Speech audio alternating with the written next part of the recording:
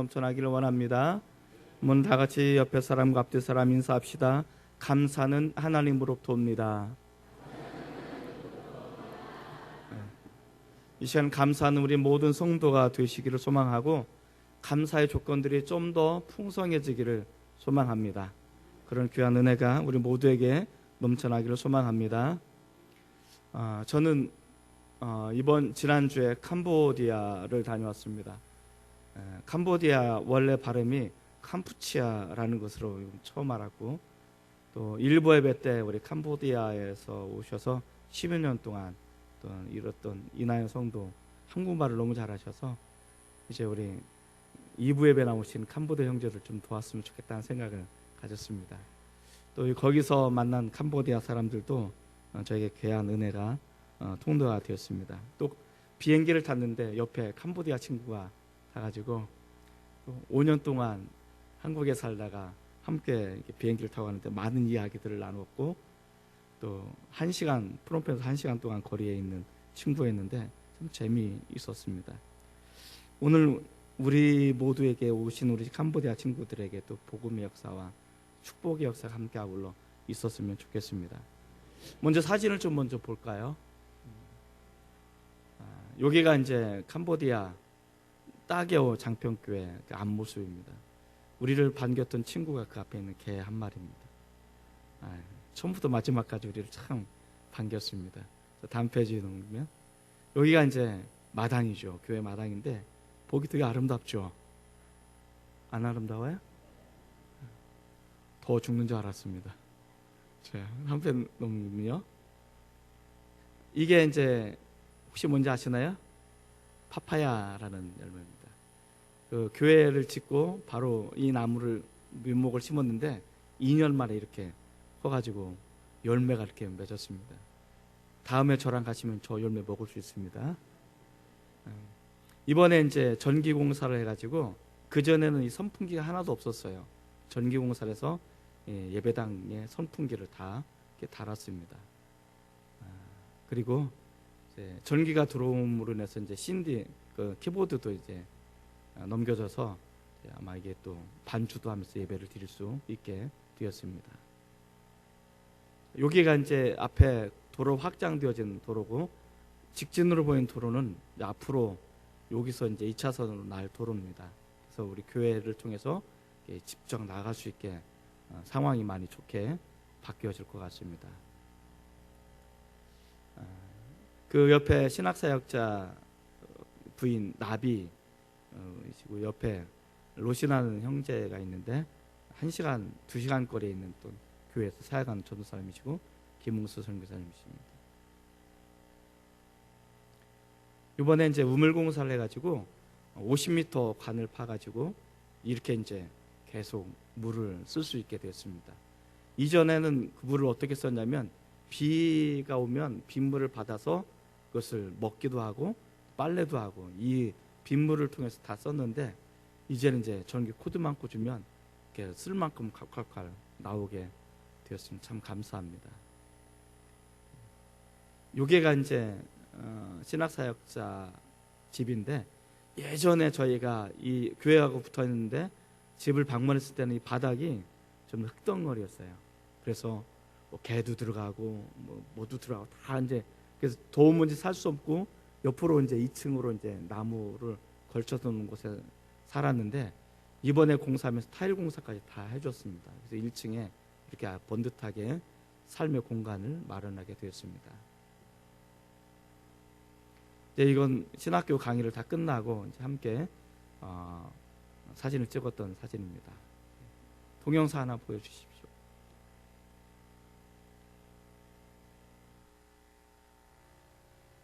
자, 이게 뭐냐면 이제 따게오 장평교회까지 가는데 거의 이런 길이었어요. 거의 3시간 가고 3시간 오는 6시간 동안 흙먼지 속에서 늘 가야 되는데, 이게 지금 이제 도로 확장하느라고 이런 상황입니다. 이렇게 6시간 갔다 오고 나서 감기가 걸려가지고 목 상태가 참 안 좋습니다. 그럼에도 불구하고 저게 귀한 은혜가 넘치는 하나님의 은혜가 있었던 것 같습니다.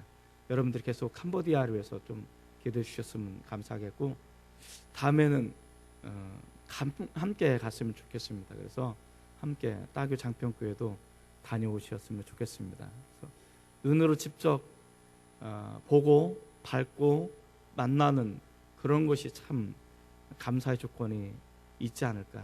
처음에 제가 캄보디아 신학교 강의를 가고 또 사람을 만났을 때 처음에 얼마나 실망했는지 모릅니다. 신학교 건물이라고 해봤자 정말 꾀죄죄하는 것처럼 보여지기도 하고 또 사람도 별로 없습니다. 네, 이제 아이들이 쭉 그 수업을 봤는데 고등학교 졸업장을 가진 아이는 2명밖에 없어요. 전부 다 가난한 집안의 아이들이고, 셀라라는 친구는 17살인데 지금으로부터 계속 엄마한테 강요를 받습니다. 나가서 돈 벌어오라고. 이러한 실정에 있는 아이들이 예수를 만나고 또 자신의 인생을 하나님 앞에 헌신해서 내가 하나님을 위해서 이렇게 살겠습니다라고 다짐하는 이 모습을 통해서 제 생각이 많이 바뀌게 되었습니다. 거기는 반듯한 건물도 없고요, 훈련된 하나님의 사역자들도 없고, 그리고 정말 쌈박하게 세워진 교회 건물도 없습니다. 배운 사람도 그렇게 많지 않습니다. 그럼에도 불구하고 거기에는 하나님께서 함께 하시는 흔적들이 있음을 발견하고 또 그들을 통해서 더 크게 역사를 써나갈 것을 기대하면서 우리가 함께 기도할 수 있는 그런 모습들로 도전을 받고 오게 되었습니다. 여러분들이 특별히 함께 이제 우리 캄보디아 친구들과 예배를 드리는데 많이 도와주십시오. 거기 가서 한 사람을 전도하고 한 사람이 온전히 서기까지는 참 힘듭니다. 심지어 어떤 일들이 일어나냐면 예수를 만나서 사역자로 훈련을 하고 어느 정도 키워놓고 한국말도 어느 정도 하면 이제 뽀로로 세상으로 나가는 거예요. 왜냐하면 한국 기업이 많이 들어가고 거기는 정말 머리부터 발끝까지 불교가 그 틀에 박혀 있어가지고 이게 예수 믿는다는 게 얼마나 힘든지 몰라요. 좀만 어려우면 다시 불교로 들어가고 이런 일들이 참 많습니다. 그런데 여기 온 친구들을 우리가 복음을 전하고 제자 훈련을 시키고 예수를 만나고 고국으로 들어간다면 어떤 일들이 일어날까. 처음에 제가 거제 장평교에 왔던 그때 바라봤던 비전들을 다시 한번 제가 요즘 경험하고 바라보게 되어집니다. 그래서 이 친구들 위해서 여러분 특별히 관심을 좀 더 많이 가져주시고 밥도 좀 같이 먹으시고 대화도 좀 많이 하시고 가능하다면 캄보디아 언어도 좀 배우시고 그래서 복음을 전하고 제자 훈련을 시켰으면 좋겠다는 생각이 들고요. 거기 보면 이제 그 강의를 할 때 한국말로 강의하면 캄보디아 친구가 이제 캄보디아 언어로 이제 통역을 해줘요. 그래서 제 그 통역을 하면서 들으면서 제 안에 살짝 그런 꿈들이 생겨났습니다. 어떤 꿈들이 생겨났냐면 이 친구들을 신학훈련 받은 이 친구들이 1년 동안 인턴십으로 장평교회 와서 사역했으면 좋겠다. 그래서 우리가 사역비도 드리고 이 친구들 사역하면 저 친구들에게도 통역을 할 수도 있고 제자훈련 시킬 수도 있고 한국말도 잘하고 캄보디아도 잘하고 그리고 이런 것을 통해서 우리가 인턴십으로 1년씩만 해나가면 이 친구들도 목회를 배울 수 있고 또 제자훈련도 배울 수 있고 그렇게 해서 1년 동안 인턴십에서 다시 돌아가면 정말 그곳에 새로운 목회 환경을 접목할 수 있는 그런 모습들로 가지고 있지 않을까. 그럼 이것이 우리에게 서로 좋은 결과를 만들어내는 것은 아닐까. 그런 생각들을 가졌습니다. 예전에 처음에 캄보디아, 그다음에 베트남, 스리랑카 이 친구들 왔을 때 제 안에 그런 마음이 들었습니다. 하나님, 이 친구들에게 복음을 전하고 제자훈련 시킬 수 있는 사람들 좀 보내주십시오라고 기도했던 때가 있었습니다. 아마 이런 것이 하나하나 계기가 되지 않을까 생각이 들고 이런 계기를 통해서 복음이 좀 더 확장되어져 나갔으면 좋겠고 우리 장평교회가 그렇게 귀하게 쓰임받았기를 소망합니다. 자, 오늘은 추수감사 우리 예배로 드려집니다. 감사는 우리 한평생 해야 될 부분 중에 하나가 아닌가 생각이 됩니다. 감사는 예배의 시작입니다. 예배라는 것은 우리가 감사와 찬양으로 하나님께 나가는 것부터 시작되는 것이 예배입니다. 예배라는 것은 우리가 받는 것이 아니고 사실은 우리가 드리는 것입니다. 내가 하나님으로부터 받았던 사랑, 은혜, 값없이 주시는 구원 이런 것을 받은 우리가 내가 하나님 앞에 어떻게 드릴 것인가가 예배인데 그 첫 번째 첫 걸음이 감사라는 것입니다. 감사라는 것은 하나님께서 나에게 베풀어 놓으신 것들을 기억하는 것이 감사하는 것입니다. 하나님이 나에게 행하셨던 것들이 어떤 것이 있을까? 예수님을 통해서 내가 구원받은 것이 어떤 것인가? 이것을 우리가 깨닫게 되어진다면 하나님 앞에 나아가는데 감사와 찬양으로 나갈 수 있게 되는 것입니다. 이것이 예배의 출발점이 아닌가 생각이 되어집니다. 그런 감사가 넘쳐날 수 있는 우리 모두가 되었으면 좋겠습니다. 오늘 우리가 나오미를 통해서 우리는 또 한 번 살펴볼 수 있습니다. 나오미 인생은 감사가 넘쳐난 인생이 아니었습니다. 나오미는 스스로를 철저하게 실패자라고 규정했던 사람이었습니다. 남편도 죽고 두 아들도 죽었습니다. 나오미에게는 미래가 없습니다. 처음에는 번듯한 재산도 있었지만 나중에는 그 재산도 다 없어지고 이제는 빈털터리인 가난한 자가 되었습니다. 나오미는 철저하게 연약한 자가 되었고 미래가 없는 자가 되었습니다. 나오미는 이렇게 고백합니다. 하나님이 나를 치셨다라고 고백하고 있습니다. 그래서 그의 인생은 실패자라고 이야기해주고 있습니다. 그런데 나오미가 정말 실패자일까라고 물었을 때 우리는 좀 더 긴 성경을 보면 나오미는 결코 실패자가 아니라는 것을 우리에게 이야기해주고 있는 것입니다. 오늘 하나님께서는 이 나오미의 인생을 통해서 우리에게 말씀하시고 싶은 것이 있습니다. 이 나오미의 인생을 통해서 우리에게 말씀하고 싶은 하나님의 영적인 교훈은 어떤 것일까? 첫 번째는 감사는 하나님으로부터 온다는 사실입니다. 따라해 볼까요? 감사는 하나님으로부터 옵니다. 나오미는 세상적으로 좀 더 잘 살고 싶었습니다. 좀 더 행복하게 살고 싶었습니다. 좀 더 성공적인 삶을 살고 싶었습니다. 그래서 결정한 것이 이민이었습니다. 그는 약속의 땅을 떠나서 이민을 과감하게 선택했지만 그 이민의 결과는 처참하게 실패로 끝나게 되어집니다. 남은 것은 아무것도 없는 고통과 아픔만이 남겨지게 되었던 것입니다. 그래서 나오미는 스스로를 실패자라고 경험하고 또 그렇게 정의했던 것입니다.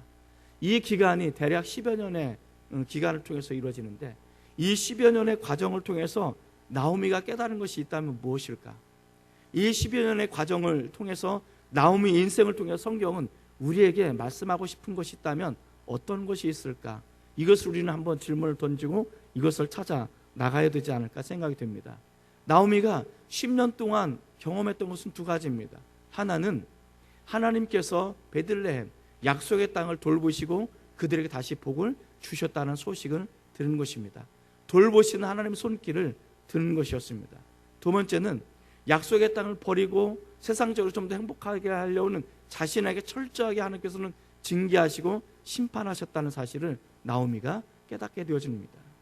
약속의 땅에 머물러 있는 사람들을 어떻게 돌보시고 축복을 하셨는지, 약속의 땅을 벗어난 세상적으로 좀 더 행복하려고 잘 살고 싶었던 자신을 향해서 하나님께서 어떻게 징계를 내리시고 심판을 내리신지를 경험한 것이 10년의 결과였던 것입니다. 나오미는 철저하게 깨달았습니다. 하나님으로부터 돌보심도 나올 수 있고 하나님으로부터 징계도 나올 수 있다는 사실을 나오미는 깨닫게 된 것입니다. 그리고 성경은 나오미를 통해서 우리에게 이야기해주고 싶은 것입니다. 하나님의 손길은 어떤 때는 돌보심의 손길로, 때로는 어떤 때는 징계나 심판의 손길로 하나님으로부터 임하게 된다는 것을 우리에게 이야기해주고 있습니다. 진정한 축복은 하나님으로부터 와야 되는 것입니다. 하나님을 떠나서는 우리가 축복을 받아 누리는 것처럼 보여지지만 사실은 그것은 축복이 아니라 실패를 경험할 수밖에 없다는 것을 이해하게 주고 있습니다. 그리고 이 나오미가 나는 철저하게 실패자였기 때문에 나는 이곳에서 모든 것을 버려두고 다시 고향으로 돌아가겠어, 나는 약속의 땅으로 돌아가겠어라고 결정을 하게 됩니다. 그가 다시 하나님을 원망은 하지만 하나님 앞에 돌아오고자 마음을 먹고 약속의 땅으로 돌아올 때 하나님께서는 그런 나오미를 위해서 한 가지 예배해 놓은 모습들을 우리에게 소개하고 있습니다. 22절 말씀을 한번 같이 읽어보도록 하겠습니다. 22절입니다. 자, 시작. 나오미가 모압 지방에서 그의 며느리 모압 여인 룻과 함께 돌아왔는데 그들이 보리 추수 시작할 때 베들레헴에 이르렀더라. 그들이 돌아왔는데 돌아올 때가 언제라고요? 추수할 때가, 추수를 시작할 때 돌아왔다는 것입니다. 그들이 나갈 때는 흉년일 때 나갔습니다. 모든 것을 다 잃어버렸습니다. 철저하게 실패를 경험하게 되었습니다. 그리고 다시 하나님 앞에 돌아왔을 때 하나님께서는 다시 돌아오는 그들을 위해서 뭔가를 준비해 놓으셨는데 그것이 추수를 준비해 놓고 있었다는 것입니다. 사랑하는 성도 여러분, 이 말씀을 통해서 우리에게 이야기해 주고 싶은 것은 너무나 단순하고 명확합니다. 우리가 하나님의 약속을 땅을 지키고 하나님께서 우리에게 주시고자 하는 돌보심의 손길을 얻기 위해서는 약속의 땅에 머물러 있어야 된다는 사실입니다. 아울러 다시 하나님의 손길을 경험하기를 원한다면 우리가 아무리 힘들고 어려워도 하나님을 찾아야 된다는 것입니다. 하나님 앞으로 나와야 된다는 것입니다. 왜냐하면 모든 돌보심과 복은, 감사는 하나님으로부터 오기 때문에 그렇습니다. 우리가 진정한 감사를 누리고 진정한 복을 경험하기를 원하신다면 하나님의 약속의 땅에 또 하나님 앞에 머물러 있기를 주의 이름으로 축복을 드립니다.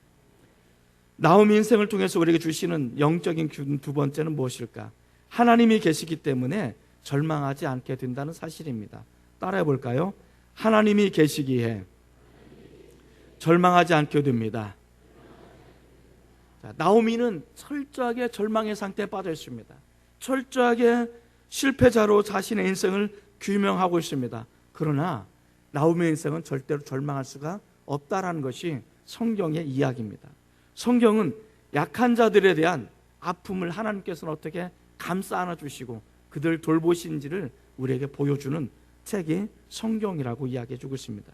나오미는 예전에는 분명 약한 자는 아니었습니다. 그러나 지금은 철저하게 약자가 되어버렸습니다. 그리고 하나님을 향해서 불평을 쏟아놓습니다. 그럼에도 불구하고 그런 하나님을 향해서 원망을 하고 불평을 쏟아놓는 그 나오미를 향해서 하나님께서는 긍휼의 눈으로 바라보고 계시더라는 것입니다. 이것이 우리에게 또 다른 축복의 은혜라는 것입니다. 하나님께서 언제 움직이시는 걸까? 하나님께서 나에게 언제 역사하는 걸까? 나를 통해서 역사하시는 것은 언제일까? 그것은 내가 하나님 앞에 철저하게 약한 자가 되었을 때 하나님께서는 움직이신다는 사실입니다. 이것은 우리의 교인쟁한 비밀을 이해하게 주고 있습니다. 저는 캄보디아에 딱 들어갔을 때, 서로 이전하는 신학교를 갔을 때 건물이 왜 이렇게 저기에 거기 들어간 입구에 보면 흙길이고 거기는 또 쓰레기가 왜 이렇게 많은지, 또 소돌이 돌아다니는데 소돌이 풀은 안 먹고 쓰레기를 먹고 있어. 그래서 좀 이상한 나라다 그랬는데 나중에는 며칠 지나니까 그러느니 또 적응이 되더라고요. 자, 이런 곳에 어떤 희망이 있을까? 이런 곳에 과연 미래가 있을까? 이런 곳에서 훈련받는 사람들이 어떤 일들이 일어날까? 그것은 철저하게 저의 개인적인 생각이더라고요. 우리가 무엇인가를 가지고 있습니까? 내가 무엇인가 할 능력이 있으십니까? 내가 하나님 가만히 계셔 보십시오, 내가 하겠습니다라고 내가 나설 때 하나님께서 움직이시던가요? 하나님 역사가 나타나던가요? 사실은 나타나지 않더라고요.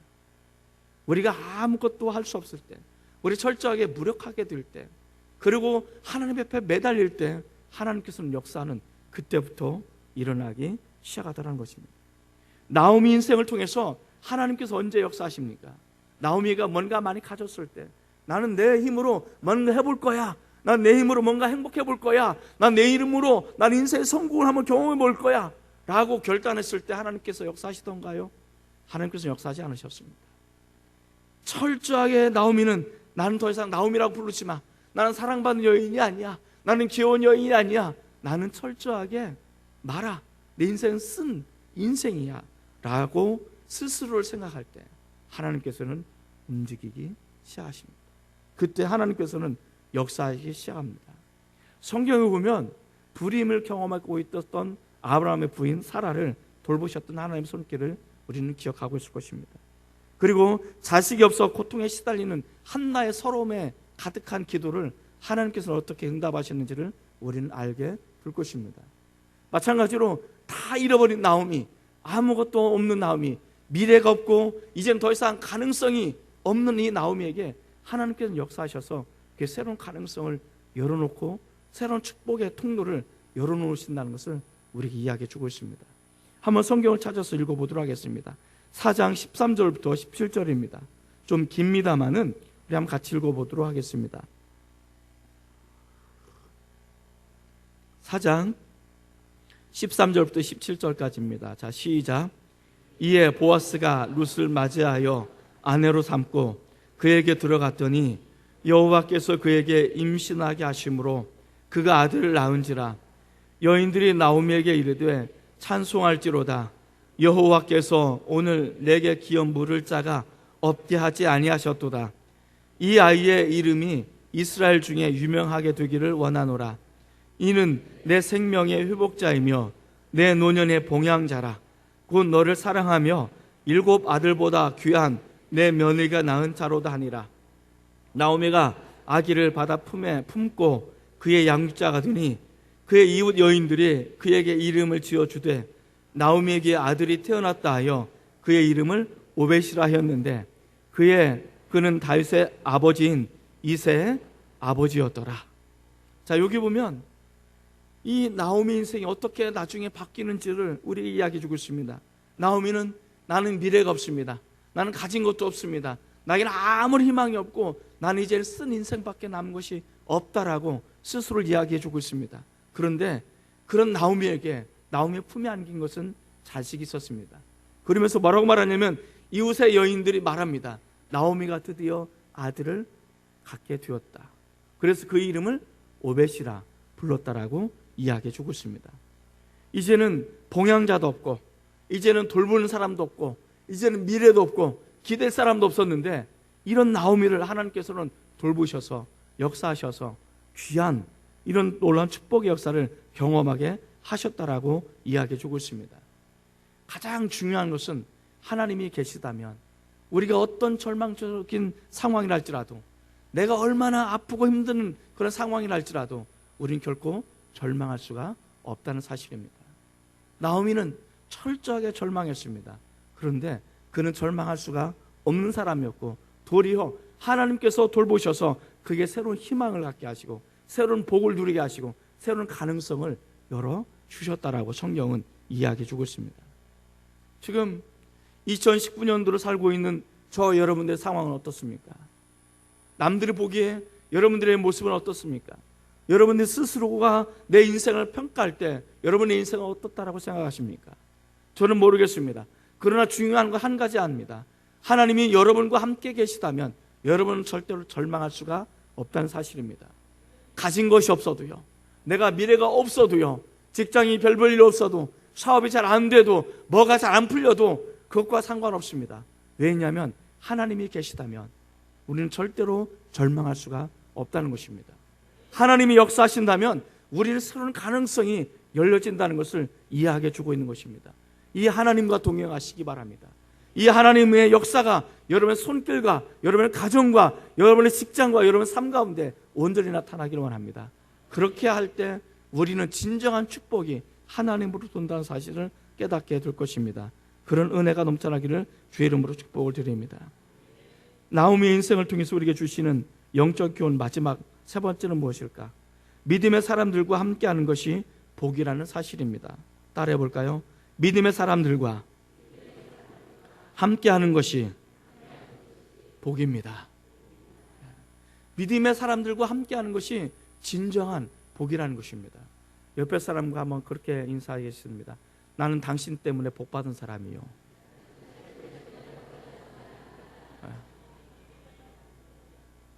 그럼 그거 인정하십니까? 네. 나오미는 여유로운 사람이었습니다.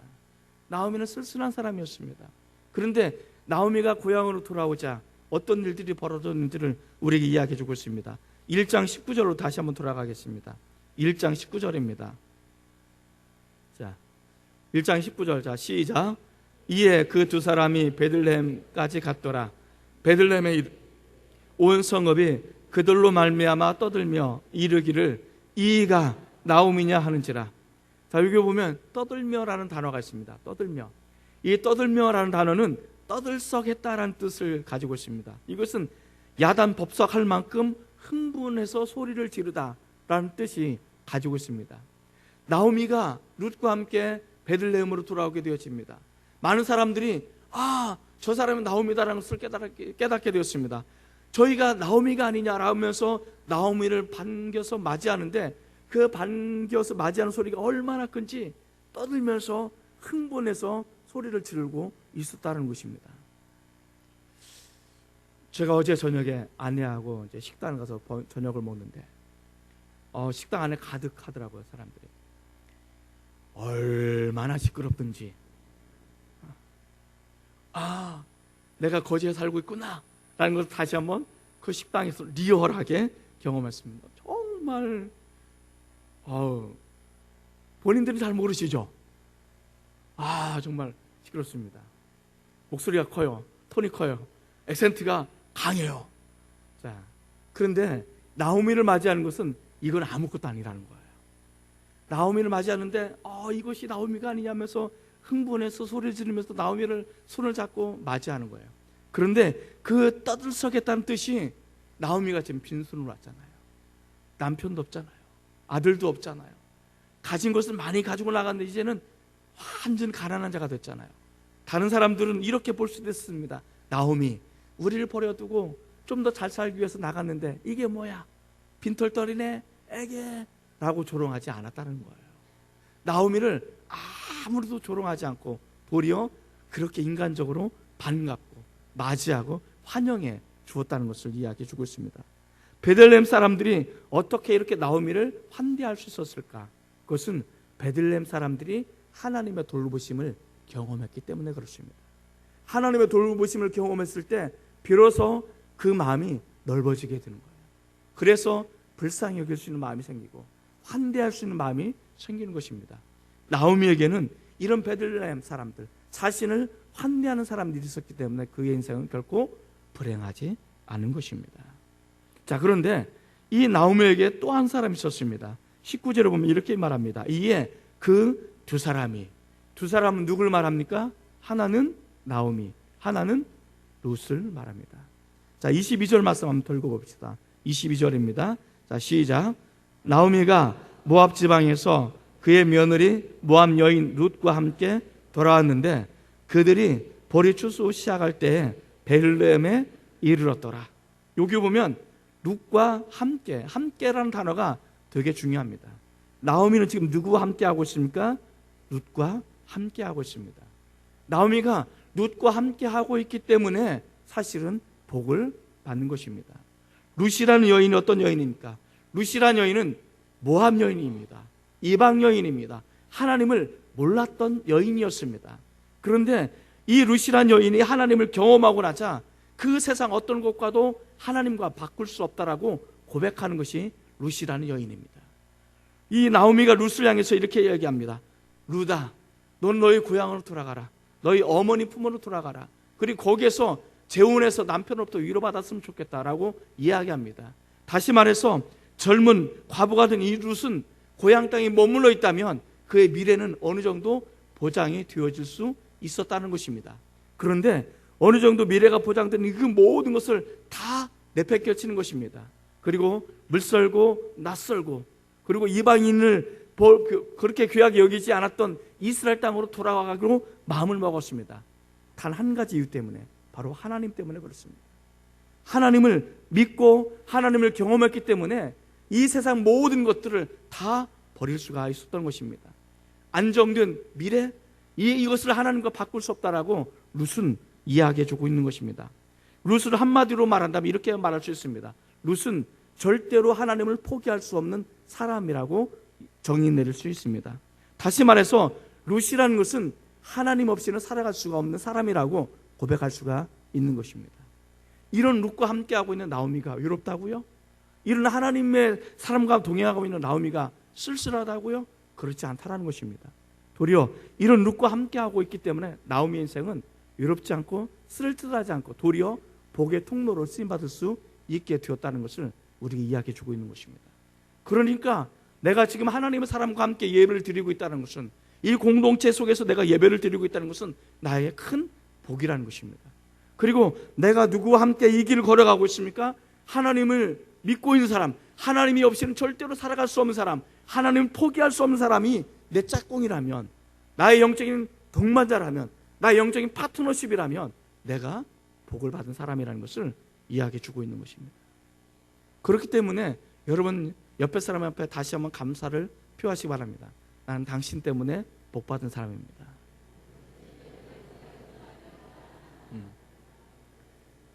이것이 정말 귀한 것입니다. 그런데 저는 여기서 한 발 더 나갔으면 좋겠습니다. 여러분은 누구 때문에 복을 받은 것이 아니라 이제는 여러분 스스로가 나는 하나님 없이는 살 수가 없는 사람입니다. 나는 하나님을 떠나서는 살 수가 없는 사람입니다. 나는 절대로 하나님과 함께 할 수밖에 없는 사람입니다 라고 고백하시기를 바랍니다. 그런 하나님의 사람이 되기를 원합니다. 그렇다면 여러분 때문에 여러분 옆에 있는 사람이 복을 받게 될 것입니다. 여러분이 세상에서 직장 생활하고 있습니까? 세상 직장 생활하고 있을 때 바로 그곳에서 여러분 때문에 세상 사람들이 복을 받고 여러분의 직장이 복을 받게 될 거라고 저는 믿습니다. 여러분이 정말 하나님을 떠나서 살 수 없는 사람이십니까? 그렇다면 여러분이 세상 만나는 사람들, 그 사람들이 여러분 때문에 복을 받아 누릴 거라고 저는 믿습니다. 아직 여러분의 짝꿍이 교회를 나오지 않습니까? 여러분의 자녀가 혹은 여러분의 부모가 혹은 형제 자매가 아직 교회 나오지 않고 있으십니까? 염려하지 마시기 바랍니다. 여러분이 절대로 하나님을 포기하지 않는다면, 그리고 하나님을 떠나서 살아갈 수 없는 사람이라면 여러분 때문에 반드시 그 사람이 복을 받게 될 것입니다. 이것이 오늘 이 나오미와 룻을 통해서 우리에게 들려주시고 싶은 하나님의 음성인 것입니다. 우리에게는 하나님의 백성이 있습니다.